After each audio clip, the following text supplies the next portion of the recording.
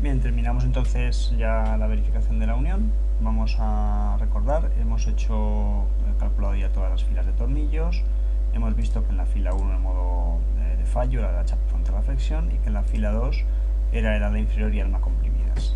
Nos dejaba eso una resistencia de momento de 50,9 kN más o menos. Lo que vamos a hacer ahora es verificar el total de la unión. Entonces recordamos un poco cuál era el concepto. El concepto inicial es que cuando yo aporte una cantidad de acero, US, atracción, una cantidad de armadura, la unión va a estar comprimida. Al estar comprimida, una parte de su resistencia a momento va a mermar, se va a reducir, pero el momento total se va a detraer el momento formado por las dos fuerzas US opuestas, por ese par de fuerzas con el brazo de palanca Z, pues va a reducir el momento de solicitación sobre el perfil, ¿vale? De manera que podemos establecer un diagrama de interacción entre el momento, estos serían los 50,9 kN por metro que resiste el perfil, y esto sería el axil que el perfil puede resistir, que hemos cifrado en 708,7 kN aproximadamente, ¿no? De manera que si yo introduzco 350 kN de esfuerzo en la armadura, pues el momento que puede convivir, digamos, con esos 350 kN sería 25,8. A efectos prácticos, presento aquí cómo se haría la verificación. Fijaos, tengo aquí un diagrama que me muestra, en función de la armadura que he puesto, el momento resistente que obtengo, ¿vale? De ese momento resistente tengo como tres partes. Una parte, esta línea de aquí, representa la resistencia del perfil de acero de la chapa inferior, de la unión inferior, ¿vale? Cuando yo aporto una cantidad de acero, en este caso 350 kN, lo que pasa es que el momento que puede resistir es solamente 25,8. ¿Cómo calculo ese momento? Bueno, aquí pongo la armadura, que esto va a depender del acero que he introducido en la armadura, ahora veremos cómo. El brazo de palanca que hemos visto que era constante, es un brazo de palanca geométrico, y ahora por tanto tenemos el momento que resiste esa armadura, que va a ser el brazo de palanca por el US, ¿vale? Esa sería la parte de momento debida a esas dos compresiones US opuestas en el perfil y en la armadura. En cuanto al momento MJARD, es decir, el momento que resiste la parte inferior de la unión, sabemos que va a ser esto en el caso de que no hubiera ninguna fuerza aplicada, ningún US. Para obtener el momento que puede convivir con un cierto US, simplemente dividimos ese US por la resistencia axil que tiene. Este término, fijaos que si este valor fuese igual a este término sería 1 y por tanto quedaría 0. Es decir, que esto que en el fondo es la ecuación de la recta que veis aquí, ¿vale? Bien, entonces en este caso, por ejemplo, pues como esto es aproximadamente la mitad que esto, veis que nos queda aproximadamente la resistencia a momento del perfil, ¿vale? Esa resistencia a momento, que viene dada por este valor, por este trocito que estoy dibujando aquí, se sumaría al MJSRD, que es esta línea que veis aquí, desde este punto hasta este punto, aproximadamente 76,9 kN, según tenemos aquí en la hoja, ¿vale? Al sumar esto más esto, obtenemos la resistencia total de la unión.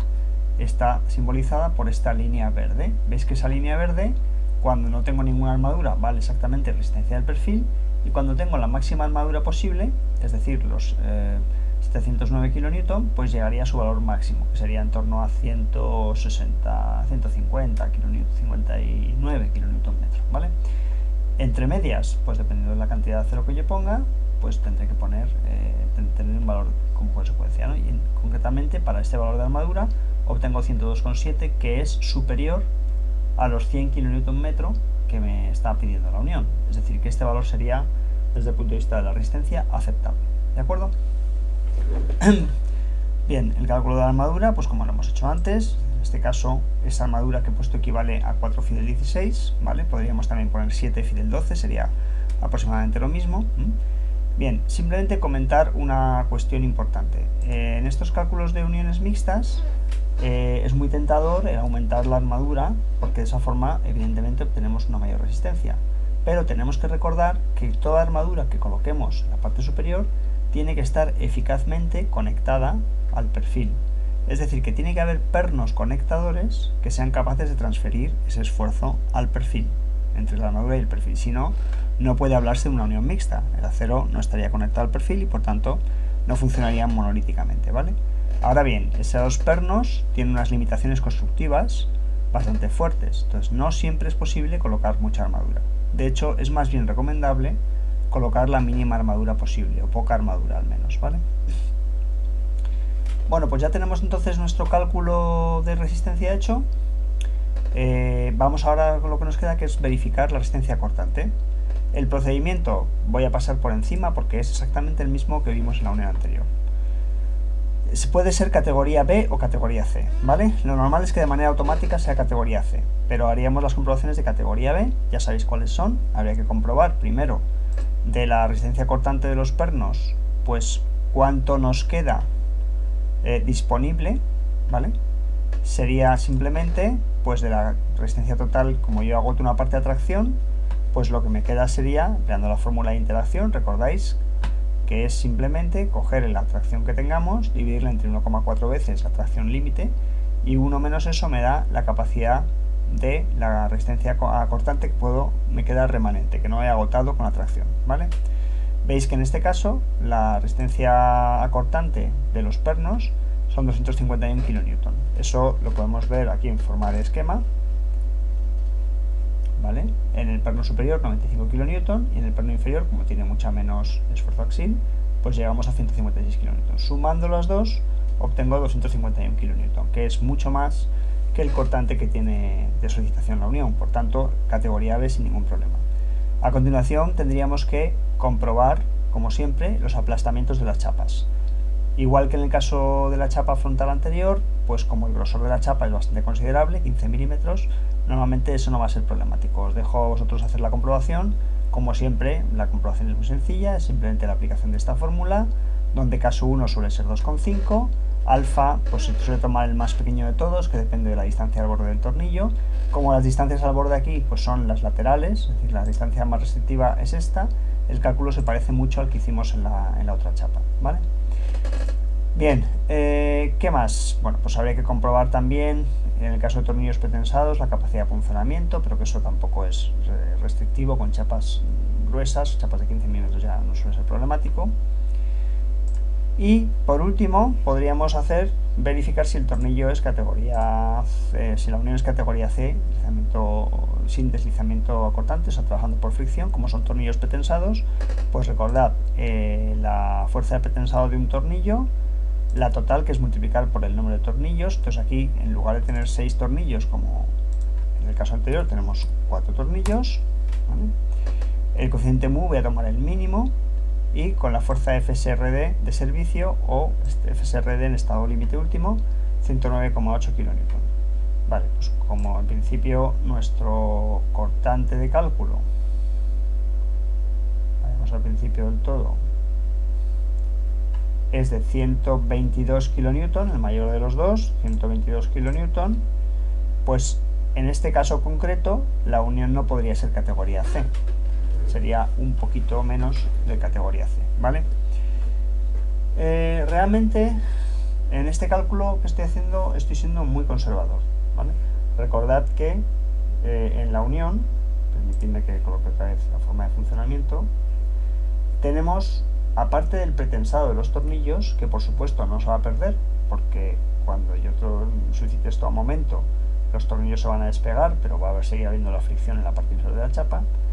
Tenemos también una fuerza adicional de pretensado, podríamos llamarla así, debida a la tracción de la armadura, ¿de acuerdo?